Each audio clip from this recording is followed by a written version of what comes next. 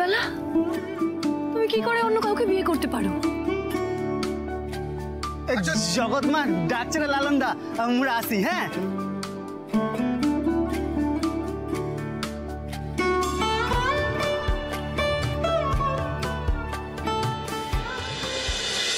বলছিলাম জগৎ মা, ওই বিয়ের পরে আমার মিষ্টি আর ওই নানন কোথায় থাকবে? না না, আসলে আমি বলতে চাইছিলাম যে নানন তো সবসময় টেকেই থাকে, তাই আর কি। বিয়ের পর কি ওই টেকেই থাকবে? লক্ষ্মী, আজকাল তুই একটু বেশি ভাবছিস। লালন ও বিয়ার পর ঠেকে থাকতে যাবে কেন? লালন তো তোর এই বাড়িটাতেই থাকবে।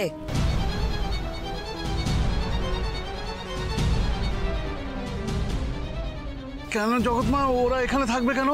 মানে গ্রামের লোক কি বলবে? ঘর জামাই হবে না? মেয়ে তো তার বাবা মার কাছে বেশি খুশি থাকে নারায়ণ, তাই না? আর লালন তো ঘরে থাকতেই চায় না। তোমার ছেলেটাকে বলেছি তুই একটু জমিন লে, তাও বিয়ে নিল না। তো বিয়ের পর তোর বাড়িতেই থাকবে নারায়ণ। ওই পাশে যে ঘরটাতে তালা দেওয়া আছে, ও ঘরটা খুলে দিবি, তোর মেয়ে জামাই ওখানটাতেই থাকবে।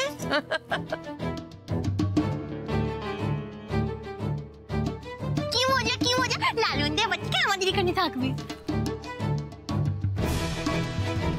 নারায়ণ, আমি তাহলে উঠি, এখনো অনেক কাজ বাকি আছে। এটা ডাক্তারনির। চল খোকন, নায়েব।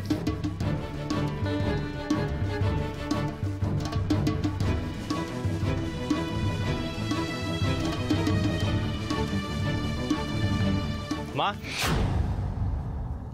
তুয়াদের ও বাড়িতে থাকতে বললি না কেন? মিষ্টির চোখটা বড্ড ঘোরে। ও যদি আমার বাড়িতে যায় তাহলে সবটা জানতে পেরে যাবে, আর সেটা মু চাইলা। লালন আমার হাতের পুতুল আছে, কিন্তু মিষ্টিলা, সেই জন্য লালন আর মিষ্টি নারায়ণ পণ্ডিতের বাড়িতেই থাকবে।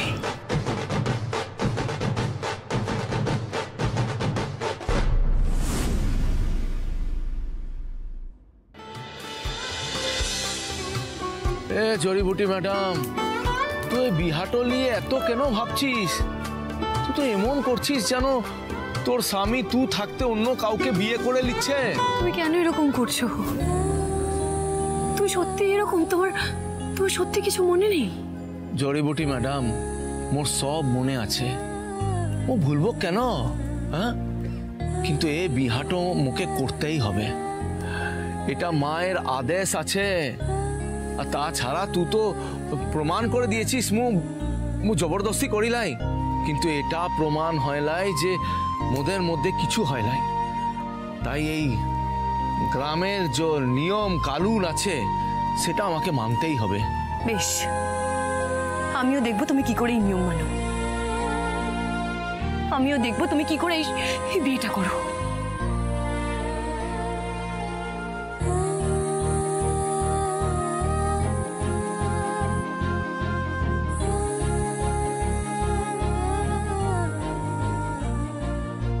এই জড়িবুটি ম্যাডাম মোর সাথে এইভাবে কথা বলে কেন? যেন মোর খুব কাছের কেউ।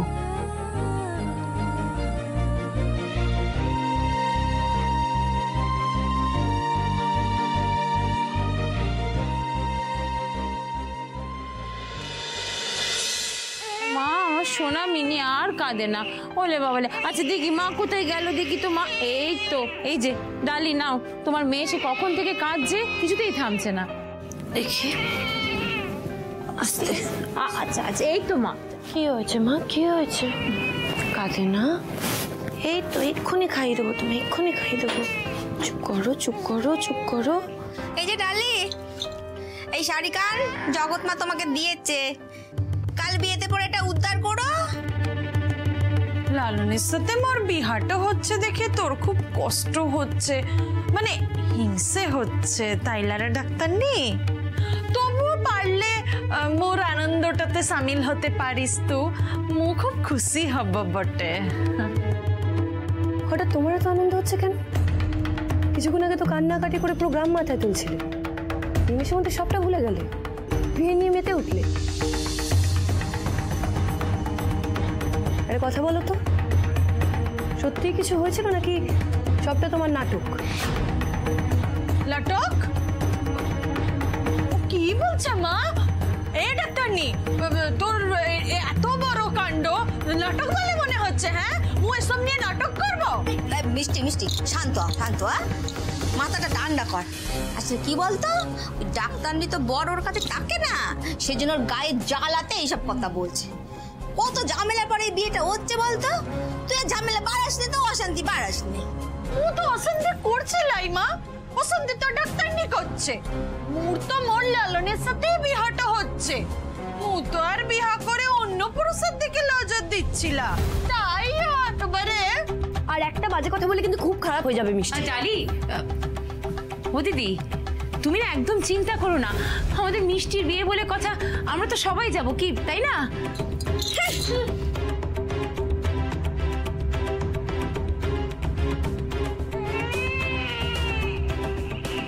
ডালি, মেয়েটাকে এবার খাইয়ে দাও বুঝলে, খিদে জ্বালায় অনেকক্ষণ ধরে কাঁদছে, আর রাতও হয়েছে, আমি গিয়ে খাবারটা বাড়ি, তুমি ওকে খাইয়ে ঘুম পাড়িয়ে এসো। হ্যাঁ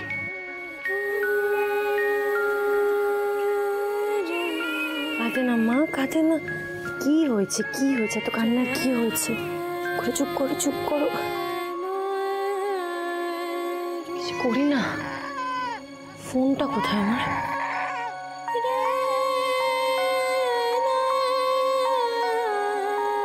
ফোনটা দিয়ে চুপ করানোর চেষ্টা করি।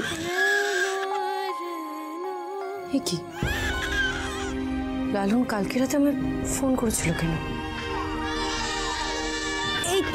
এই তো হয়ে গেছে, এক্ষুনি খাইয়ে দেবো। চুপ করো চুপ করো, এই তো আমার সোনা। এই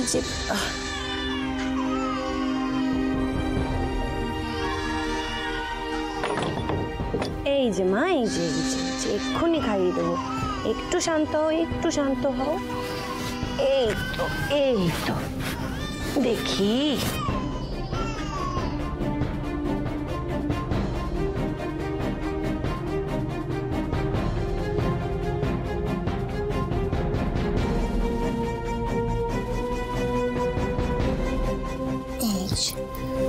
এবার একটু ঘন করে নাও, একটু ঘন করে নাও মা।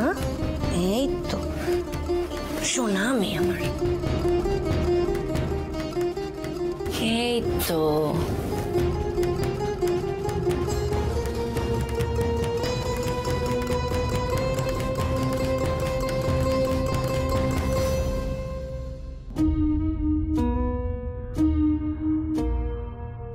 Voice mail? ও হ্যাঁ, কালকে রাতে তো আমার ফোনটা সাইলেন্ট ছিল। লালন আবার কি বলছে?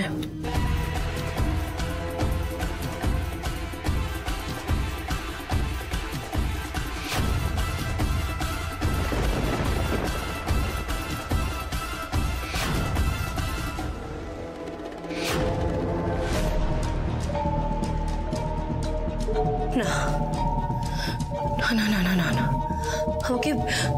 আমাকে এই বিয়েটা আটকাতেই হবে। এই লালন যদি রক্তিমবাবু হয় তাহলে আমি এটা কিছুতেই হতে দেবো না, কিছুতেই না।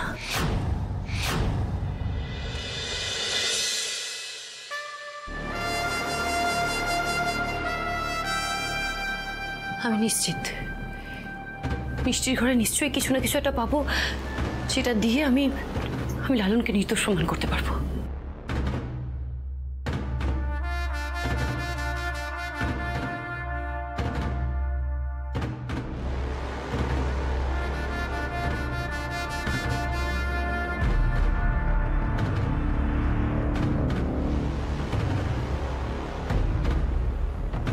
এটা কিসের ওষুধ?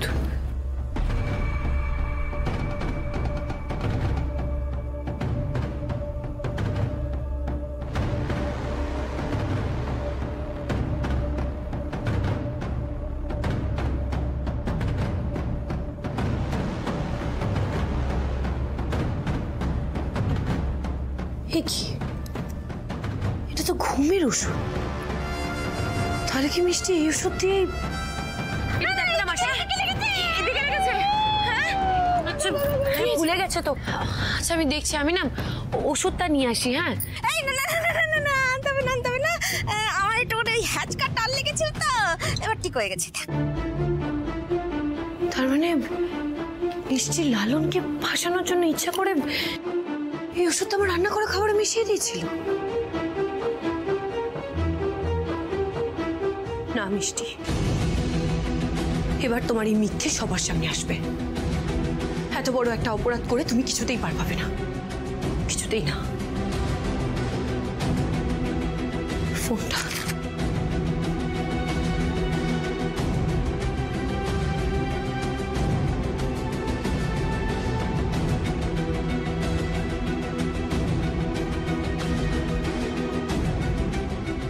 হ্যালো হ্যালো, হ্যাঁ ডক্টর, আমি ডালি বলছি।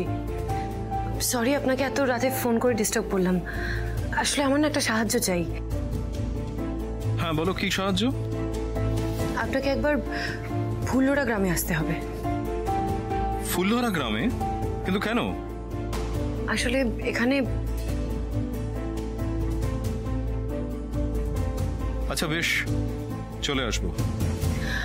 বেশ ঠিক আছে, তাহলে আপনি মাঝ রাস্তা অবধি আসুন, বাকিটা আমি আপনাকে গিয়ে নিয়ে আসবো। বেশ, তাই করব। রাখলাম তবে। রাখছি।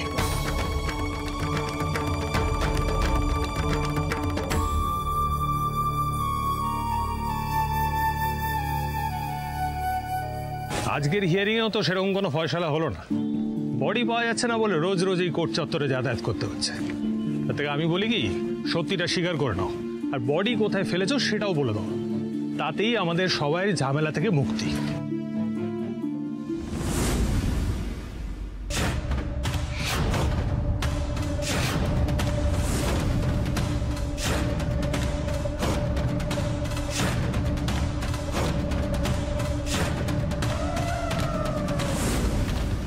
তুমি যাও, গাড়িটা নিয়ে এসো, আর আমি দেখছি।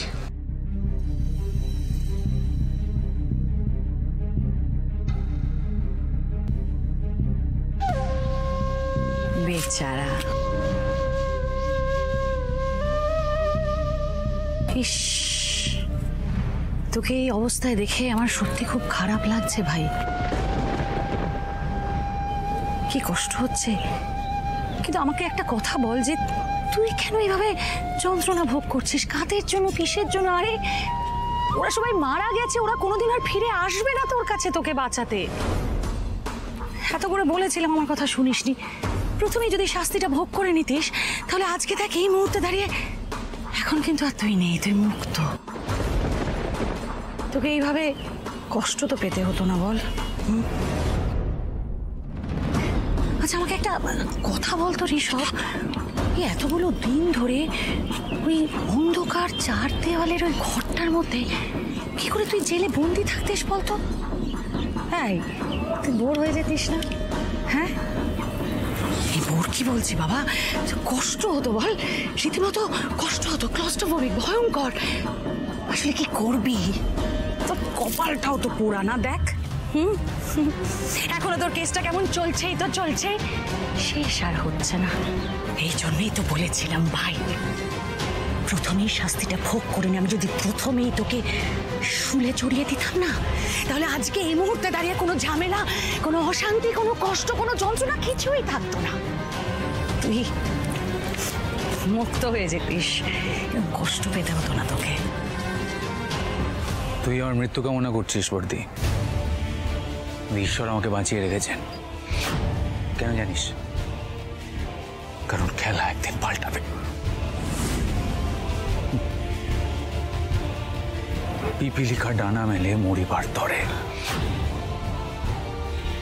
একটা কথা শুনে রাখ বর্দি, ইতিহাস সাক্ষী আছে, একজন অপরাধী যখনই নিজেকে সর্বশক্তিমান মনে করেছে, সর্বে সর্বা হয়ে উঠেছে, অহংকারে তার মাটিতে পা পড়েনি, তখনই তার পতন হয়েছে। তোরও তো অহংকার দেখছি একেবারে আকাশচুম্বী, সুতরাং তোরও পতন হবে। আর এইবার যখন তোর পতন হবে, তুই আর উঠে দাঁড়াতে পারবে না। সেই ক্ষমতা তুই হারাবি বর্দি, বের দেখে নিস। কি বললি তুই? সেই ক্ষমতা আমি হারাবো? কে ঘটাবে আমার পথ? কে বল? তোর কোনো ধারণাই নেই যে আমার কেউ কিচ্ছু করতে পারবে না, কিচ্ছু করতে পারবে না। একটা কথা মাথায় রাখিস, আমার গায়ে একটা আঁচড় কাটারও কারোর কোনো ক্ষমতাই নেই। হ্যাঁ স্যার। ম্যাডাম, আমি বলছিলাম কি, আপনি আবার খামোখা ছুঁচো মেরে হাত বন্ধ করতে যাবেন কেন? ওকে আমার উপর ছেড়ে দিন। আপনি বরঞ্চ আমার সঙ্গে আসুন। শোনো, ম্যাডামের সঙ্গে আমার কিছু কথা আছে। তুমি ঋষভের সঙ্গে থাকো। চলুন ম্যাডাম।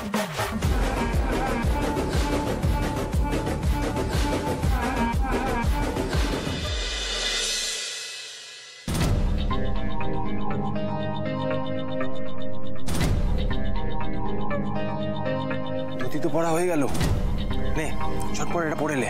আজ কি তুই দেরি করলে চলবে না? হ্যাঁ, কি হলো? তুই তো মন মরা হয়ে দাঁড়িয়ে আছিস কেন? হ্যাঁ, আরে মিষ্টি তো ভালো মেয়ে, সুন্দরী মেয়ে, সে তুই ওকে আগে ভোগ করে নিয়েছিস, সেটা কোনো ব্যাপার না। ও তো ভালোবাসে না? আমার মনে হয় তোরা দুজনে বিয়া করে খুব সুখী থাকবি। হ্যাঁ, লে পড়ে নেটা। লালন, ভেবেছিলাম মিষ্টির সঙ্গে তোর বিয়াটো আমি ধুমধাম করে দেব, আমার গায়ের লোককে এক সপ্তাহ ধরে ভুড়ি ভোজ করাবো, কিন্তু এক ঝটকায় পরিস্থিতিটা বদলে গেল। তুই মোর সব ইচ্ছা তোর জল ঢেলে দিলি। তুই এমন একটা কাণ্ড করবি আমি ভাবতে পারি নাই লালন, ভাবতে পারি নাই। যাক, কি আর করবি, কপালে যা লেখাটো আছে সেটাই তো হবে। এখন তৈরি হয়ে নে, ওদিকে সব আয়োজন হয়ে আছে। খোকন, পাঞ্জাবিটা দে, চল দেখি ওদিকে কোনো কাজ বাকি আছে কিনা। দে ওকে। লে লালন, তাড়াতাড়ি পড়ে লে।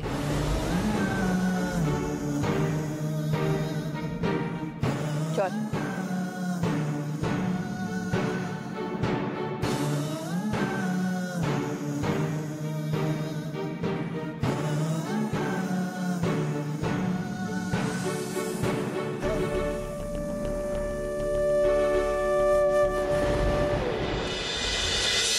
ঋষু,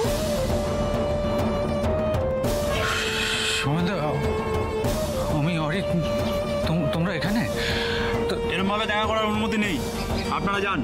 চলে যাও, 2 মিনিট কথা বলেই চলে যাবো। একটু কথা বলতে দিন, কতদিন পর ভাইকে দেখলাম। প্লিজ কিছুক্ষণ স্যার।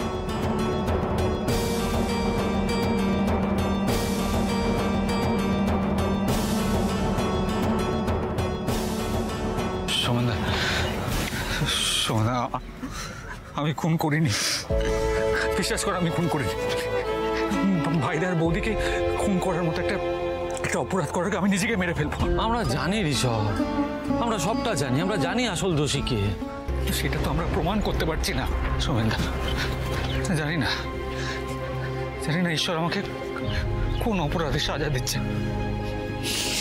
ভাইরা বৌদি কেউ বেঁচে, ঈশ্বর আমাকে কেন বাঁচিয়ে রেখেছে সোমেনদা? আমাকে কেন সেদিকে মেরে ফেললো? ঈশ্বর তোমাকে মেরে ফেলেনি, কারণ ঈশ্বর জানতেন যে একদিন সব ঠিক হয়ে যেতে পারে। সেই আশা আছে ঋষভ। ডালি মরেনি, ডালি বেঁচে আছে।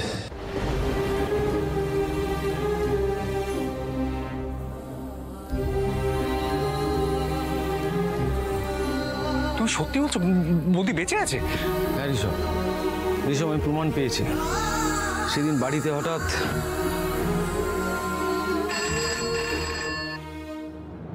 হ্যালো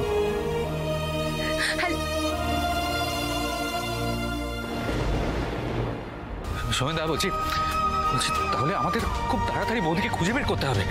খুঁজে তো বের করতেই হবে ঋষভ, কিন্তু কিভাবে খুঁজে বের করবো সেটাই তো বুঝতে পারছি না। আরে কোনো ক্লুই তো পাচ্ছি না। না সোমেনদা, জানো সেদিন রাতে, হ্যাঁ মানে ঘটনার পরে বৌদি ডেফিনেটলি কোথায় একটা লুকিয়েছে। কোথায় লুকিয়েছে সেটা আমাদের খুঁজে বের করতে হবে। কিন্তু এটা কি করে সম্ভব? মানে এত বড় শহরে আমরা ওই জায়গাটা কি করে খুঁজে পাবো ঋষু? একটু খুঁজে বের করতে হবে, একটু মাথা কাটাতে হবে। তোমরা মনে করতে চেষ্টা করো, এই শহরে বৌদির কাছের মানুষ কে আছে? কে বৌদিকে সাহায্য করতে পারে? বিশু, মিমির নিজের পরিবারের লোকেরাই সাহায্য করতে পারে, কিন্তু তারা তো কিছু জানে না। কিন্তু আমাদের আরেকবার একটু ভেবে দেখতে হবে, ভালোভাবে ভেবে দেখতে হবে যে কে বা কারা বৌদিকে হেল্প করতে পারে এই শহরে। তারাই বৌদির বিষয়ে খবর দিতে পারবে। সময় হয়ে যাচ্ছে, এবার যেতে হবে। স্যার 2 মিনিট চলুন please. Sir sir sir sir Rishu সাবধানে থেকো। আমরা আছি, চিন্তা করো না। চল বাড়ি। বাবা বাবা শোনো না, বলছি ওই যে দাতব্য চিকিৎসালয় যে ডক্টরটা, উনি কি সামহাও কিছু ভাবে মিমির কথা জানতে পারে? হ্যাঁ আমি একদম ঠিক বলেছিস তুই। ডালি বাড়ির পর যদি সবচেয়ে বেশি কোথাও সময় কাটাতো সেটা দাতব্য চিকিৎসালয়। হ্যাঁ হ্যাঁ, ওখানকার ডাক্তারের সাথে কথা, ওখানকার ডাক্তারের নামটা কি জানো? ডক্টর মিশ্র। ডক্টর মিশ্র, রাইট, ডক্টর মিশ্র। ওনার সঙ্গে আমাদের যোগাযোগ করতে হবে, হয়তো উনিই পারবেন ডালির খোঁজ দিতে। রাইট।